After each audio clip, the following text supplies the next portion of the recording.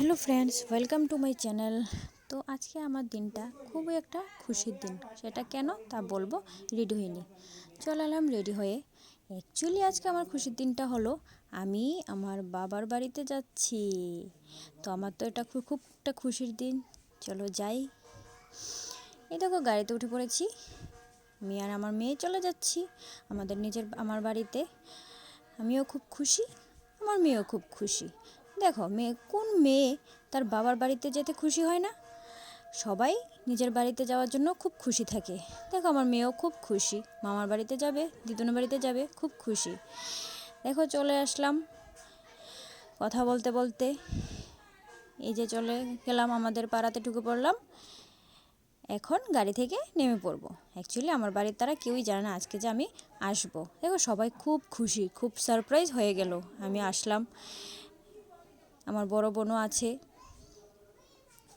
মানে আমার মেয়ের বড় মা।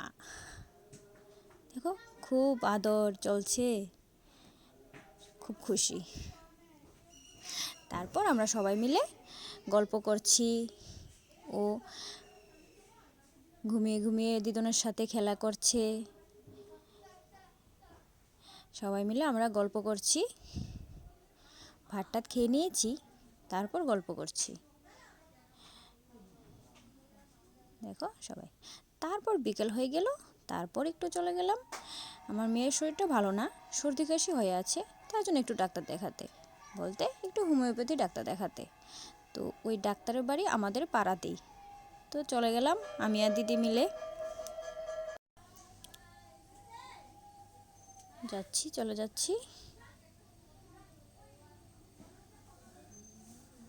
চলে গেলাম ওর বাড়িতে। তারপর ডাক্তার দেখে বলল তেমন কিছু না, একটু গলার মধ্যে একটু কফ জমে আছে। তারপর চলে যাচ্ছে, আবার বলল বিকালে বাবু গিয়ে ওষুধ নিয়ে আসতে, ওদের দোকানটা বাজারে। তো বাবু বিকালে গিয়ে ওষুধ নিয়ে চলে আসবে, বাস ঠিক হয়ে যাবে।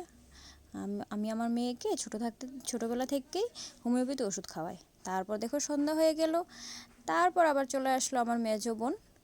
তো আমরা সবাই মিলে খুব খুশি, মা বাবুও খুব খুশি। এই দেখো খুব আনন্দেতে আমরা